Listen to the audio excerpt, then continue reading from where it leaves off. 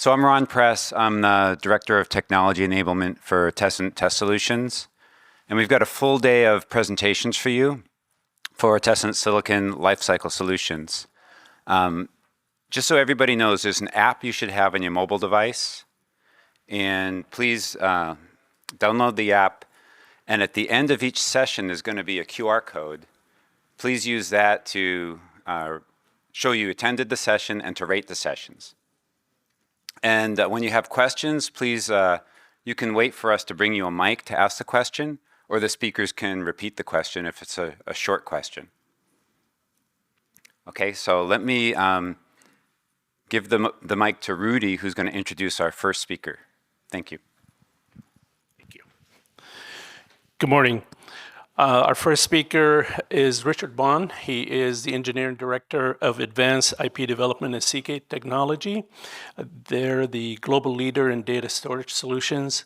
Prior to his current role, Richard held a number of management, technical leadership, and ASIC design positions. Richard sits on the OpenTitan Technical Committee, Seagate's open source program office board, and the RISC-V International Board of Directors. Richard received Bachelor of Science and Master's in Electrical Engineering from Carnegie Mellon University. With that, Richard, please, welcome. Thank you.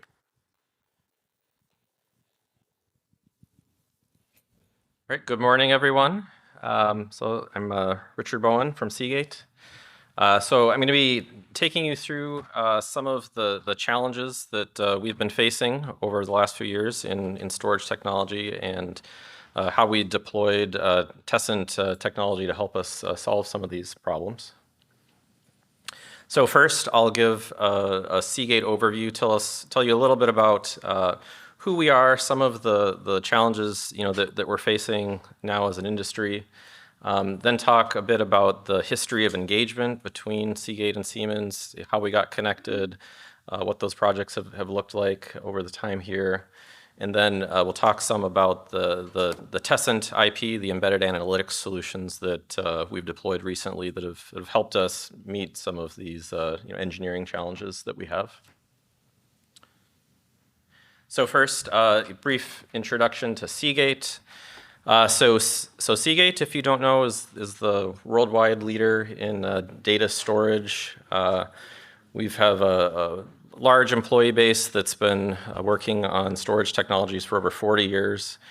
To date, we've shipped over 4 zettabytes, which, if I remember correctly, I believe is 1 trillion gigabytes or 1 billion terabytes. So it's a lot of storage, a lot of rotating media out in the world there. We had a revenue in FY22 just shy of $12 billion. So some of the challenges that our industry is facing right now is we've got this tremendous growth in data storage. So just in the last couple decades, I think it was at the the middle of the 2000s, the total amount of data that had been created in the world at that time was something like half a zettabyte, and now by 2026 in 2026 we're expecting around 221 zettabytes. So it's a tremendous amount of data growth. And this data growth is really important for the world. There's a lot of industries that are built upon analyzing data. Smart transportation, smart farming, manufacturing, health sciences. A lot of the advancements that they're making today are based on continued scientific analysis of the data sets available to them. So it's really important that we as Seagate continue to allow people to harvest the value that this data provides. The challenge for us is that just a small fraction of the data that's getting generated is being stored, and there's a lot of reasons for that. But with that tremendous data growth, it's incumbent upon us to make sure that we continue to provide a low-cost solution for people to store their data, for that analysis. So, if you're familiar with Seagate, our primary products are hard drives, and you may be wondering, well, Richard, my laptop hasn't had a hard drive for years, and there's nothing in my cell phone, and why should we care about what you guys are doing for data storage? And it may surprise you to know that still the vast majority of the world's data is stored on hard drives. So if you look at the top 10 hyperscalers in the cloud, around 90% of their exabytes are stored on disk drives and will continue to be. So it's really important that for for those users that we continue to provide a low-cost storage solution to feed their businesses. So now I'll pivot a little bit into something more more specific to what I've been doing in my team to help enable this storage growth. So as the backdrop, right, we've had this explosion in data growth with massive amounts of data, and so we're trying to look at, okay, how do we keep growing hard drive capacity? How do we keep growing this at a reasonable cost? And there's some enabling technologies like our heat-assisted magnetic recording. This is the next big step for us that's going to enable the next big growth curve for hard drives. Expected this year. And then we're also looking at other technologies like our Mach2 multi-actuator technology. So this is a technology where within one hard drive device you actually have multiple actuation heads. So instead of just one recording arm going back and forth, you have maybe two recording arms going back and forth to provide a different IOPS per terabyte experience for the storage. And so there's a lot of work, a lot of technology that goes into those. Seagate's pretty much a full stack company. Everything that's in the hard drive for the most part is a technology that we're designing. And that includes the silicon, which gets into my area. So our area, we make the hard drive controller ASICs for the chips, and we're constantly faced by challenges in enabling this new capacity. And one of the things that we found is as we were looking at our roadmap, we were struggling with some aspects of our compute portfolio, trying to get the right levels of performance, the right features into our ASICs, and not finding a great fit in the marketplace for what was being opened or available to us. And that's how we came upon RISC-V. So if you haven't heard of RISC-V, that's a open source instruction set architecture, similar to ARM, x86, ARC, etc. In that it's the instructions that a processor runs, but in contrast to those, it's an open ISA, so anybody can come in and design a core against that. So we were able to take advantage of that and design our own processors to meet some of these engineering challenges, and that's what led us to Siemens. So we started our RISC-V journey around 2015. Started to a little bit of an accident coming across it. So we had a custom processor in our cores for a while, doing a kind of a minor helper task, and decided to look into designing a compiler for that. In the research for that, came across the RISC-V project, which was just getting started in those years, and decided that instead we'll just make a new CPU. And so over time, that CPU kind of grew to be an aggressive out-of-order core that's able to solve some of the bigger challenges we're facing. So in the 2017, 2018 timeframe, we started a lot of work on trying to make that design production ready so that we could actually incorporate it into our products and use it. This was an important part in our relationship with Tessent, where an important aspect of this design is being able to debug it, giving a good user experience for our firmware designers in bringing our products to market. And then, recently we've been working on new cores, new features, new capabilities to target lots of new workloads that we have within our ASICs in the future. One specific use case that may be interesting and may help to explain why it's so important to have something like the Tessent IP deployed in our products is the case of servo actuation. So this is kind of, as an ASIC person, this still amazes me every time I see it. So when we get to 50 terabytes, the tracks per inch, so the closeness of the tracks on the spinning media is 1 million tracks per inch. In order for us to successfully track those and recover the data, we have to have a positioning accuracy of 2.4 nanometers. And so any of you that are working in silicon realize just how incredibly tiny that is. And if you think about, like, we're controlling a physical system, right? So it's kind of mind-blowing that we can do this. Well, it's quite complex. There's a lot of really advanced algorithms, that we deploy to enable that.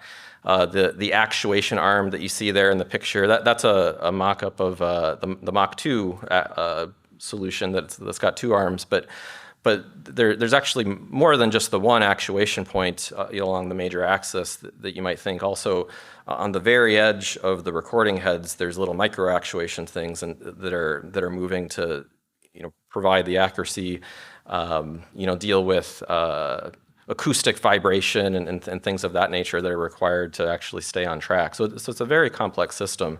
And this was one of the challenges that we were facing as an engineering team, is that the performance requirements for us to execute these increasingly complex workloads were getting more and more, and the capabilities of the processors that we had access to in the marketplace that were a good fit for our embedded solution weren't keeping up. So that's where we started to use our RISC-V solution to target this workload, and we saw a massive performance improvement by optimizing our design specifically for this workload and the types of hardware that we deployed in that core. So compared to our legacy core, in some of our key computational workloads, we were about 3 times faster. So that gave us a big leap in performance capabilities. And that led us to having our first kind of high performance core in silicon. So this was something we announced back at the 2020 RISC-V Summit. So that's like a picture of the chip that has the core in it, and demonstrated a fully functional hard drive and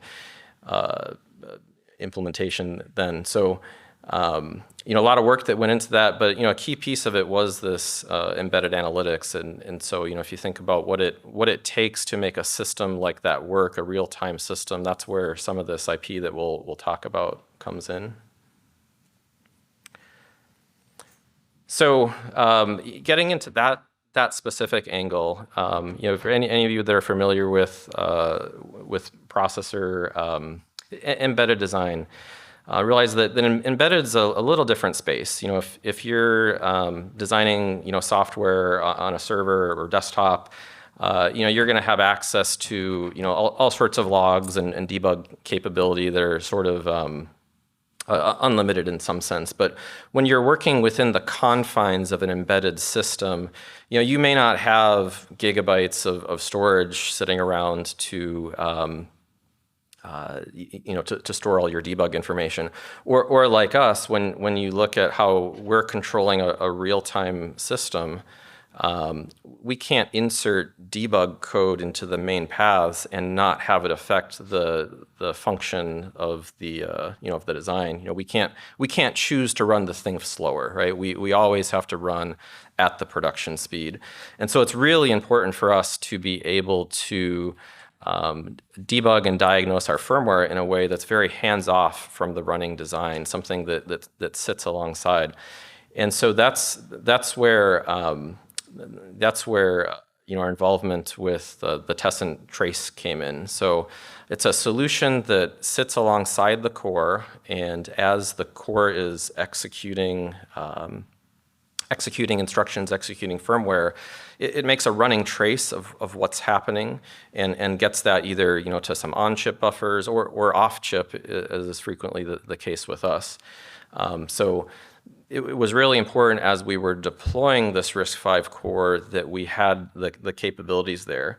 And Seagate, we don't want to be in the business of designing debug and trace IP. That's not our value add. We were looking for an open ecosystem that we could participate in, that had a lot of partners working together to create a solution for us. And that brought us to the Tessent solution, which was a company called UltraSoc at the time. So they had a RISC-V trace solution. They gave aspects of that trace solution to the RISC-V Foundation, now RISC-V International, to be a standard. So the actual trace formats themselves are standardized, in RISC-V International. And then, what we were getting from UltraSoc, now Siemens, is hardware that implements that and adds a lot more features on top of that helps to debug some of our complex situations. So, a really important cornerstone of this was the RISC-V trace solution, the trace standard. So the Siemens team was instrumental in this. They did most of the work in putting this standard together. But it was ultimately worked on and adopted by the whole community. So this was really important to us. We've got a lot of different vendors that we work with. It was important to us that we had kind of broad ecosystem support. And so the work that Siemens did there was really instrumental in that. So if you have any interest in this area, and encourage you to find your way to that GitHub link to learn more about the RISC-V trace spec. So, we've done a number of engagements now, and initially we looked at that servo actuator case, which was a very one specific use case. But over time, our use cases have been expanding. We've moved to more parts of the SoC, and so our needs to be able to debug, have increased. So we were doing revisions to the trace specs, so we were getting ourselves up to the latest standards. We were adding a cycle accurate trace. So for some of our users, it's really important to understand the low level performance of the code. Much of our code, is just say compiled C, but there are some really critical kernels that need to be implemented in assembly to get the performance levels that we're looking for. And so it's really important that those teams get that feedback about how is our instructions actually executing on the core. And so cycle accurate trace does that for us. It gives us kind of a running history of this instruction took this many cycles and this instruction took this many cycles, so that they get some of that feedback and help diagnose any performance issues they're having. We added some off-chip triggering features, which is another embedded analytics module that we added into the system. So, again, we're working on this kind of real-time physical system, right? So we need to be able to trigger external scopes when we're trying to monitor maybe what's going wrong with the head or something on the media. We need to be able to trigger those scopes, and the other way, if we're trying to maybe capture a specific hardware event that with a scope we can trigger on, we need to be able to trigger the processor trace to capture the right information there. So that's another feature that we added. And then beyond the processor, there's a lot that goes on in in a complex SoC these days, lots of custom hardware. We have, in a lot of our chips, we've got, say 11, 12 processor cores in it. So there's a lot of complexity in an interconnected fabric, right?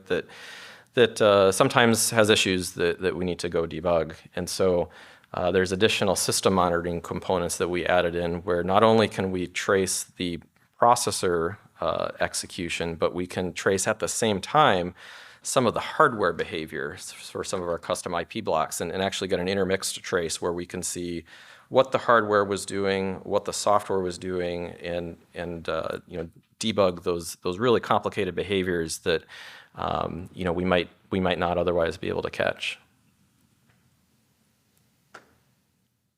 So now we're going to step through a few of the, I guess, some example block diagrams to get a little better understanding of what this looks like.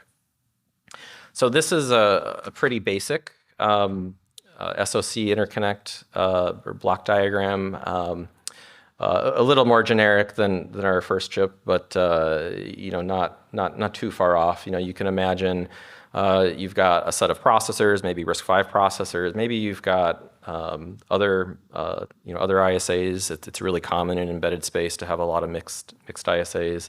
Got a lot of, you know, custom logic, DRAM, DSP, GPU, et cetera, right? So complex system all connected together by some, you know, interconnect fabric like the AMBA standards. And so taking that system, one thing you might want to do is trace your processor, right? So how this works, you know, both in the RISC-V standard and with this Tessent IP, is there's a trace port on the processor itself. That's actually a RISC-V standard, so the standard specifies this is what the hardware interface should look like. That connects into this enhanced trace encoder. So the processor, as it's executing instructions, is signaling on this interface, telling the enhanced trace encoder you know, what happened from a processor execution point of view. And then the trace encoder's job is to pack that all up into as small of an encoding as possible, because you know, we want to capture as much of the data as possible in as little space as possible, right? Space is critical. If we're capturing it on chip, right, we can only fit, say, so much SRAM, or we only have maybe so much spare space in DRAM. But even if we're sending off chip, you know, we still want it to be as efficient as possible. So that's really what that block is doing, is taking all that information and trying to compress it down as small as it possibly can. And then that connects into the rest of the embedded analytics system. It has a couple simple components there. So there maybe is a JTAG communicator that helps on the control and configuration of this. If you're you know, if you're connected to an external debugger, there's another component there that we make heavy use of called a trace communicator. So you know, we often while we can trace on chip, frequently that's not enough, or we want more capture, more context. And so you know, by sending some of the trace data off chip, you know, in our case through some high-speed SerDes that connect to an external debugger, you know, we're able to capture gigabytes and gigabytes of trace information, you know, from inside our embedded system externally, right? And this kind of gets into, well, why didn't you just, you know, put it in your DRAM or something, right? Well, in an embedded system where you're so, you know, focused on costs, like we don't have gigabytes of spare DRAM there, right? If we did, we would have cut that to save costs, right? So, you know, our system is hyper optimized, and we need to get that debug and trace information that help the engineers do their job off chip. So that goes through that trace communicator. So all that is kind of a high-level representation of what some of our first deployments looked like. So you know, we talked about some of this already, but you know, you can think about some of the really tough problems that you know, that we may need to solve. You know, in embedded systems, like, you know, printf is often not enough, right? You know, if you're, I don't know, if you're, you know, maybe you have some verification background, right? You're maybe doing UVM log statements in some file, and so you've got, you know, that's how you do your debug. But when we're kind of deep inside on the backside of a PCBA mated to a hard drive, you know, HDA, you know, we just don't have that luxury. We don't have that flexibility. So it's really important to get this kind of visibility. You know, what happens when you've got multiple processors all involved in some really hard problem? This happens, you know, at times where, let's say, we're getting to the point in the program where maybe instead of working on a single drive, we've got 100 drives running in a system, and we're running it for a day, and oops, one fails, right? How do you debug that, right? What if it's a really complex system that's some corner case interaction of lots of the cores running together, lots of the custom hardware, some specific thing that in all your testing to date, you didn't come across? How do you get that information? And that's where we're able to use kind of this broad IP to help us capture that information and get it back to the engineers, the firmware designers, the system designers to understand what the problem is. So so that's been really critical for us in our specific solutions. So this shows another diagram of a slightly more complex system, which highlights some of the other components. One I'll highlight on the right there is the bus monitor. So this is a really interesting one. If you've got internal interconnect fabrics, like your AXI or APB buses, things like that, and maybe you've got some performance excursions on those fabrics that you're trying to investigate. What that component will help you do is actually trace the hardware activity on those components, both for functional purposes, but also for performance. So there's a lot of performance statistics counters and things like that built into it. So that's been a really interesting one for us, and something that we hadn't had in our products previously.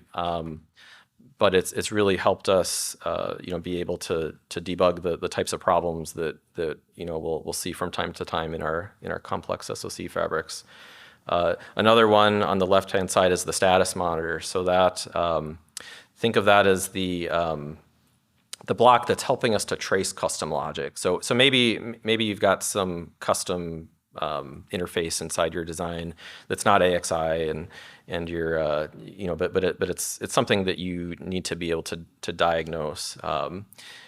So that block will be able to kind of look at that set of hardware signals and packetize it into these trace formats and send it out to be captured along with all the other processor firmware trace information. So that one's also quite useful in helping us solve a lot of these complex challenges. So I think that wraps up what I had. So yeah, in summary, hope understanding a little bit about our business and some of the problems that we're facing, some of the technical things we've done on the processor side. Hope that was interesting, and that it was really important to have the Tessent embedded analytics as part of our overall solution here to help us be able to debug our designs.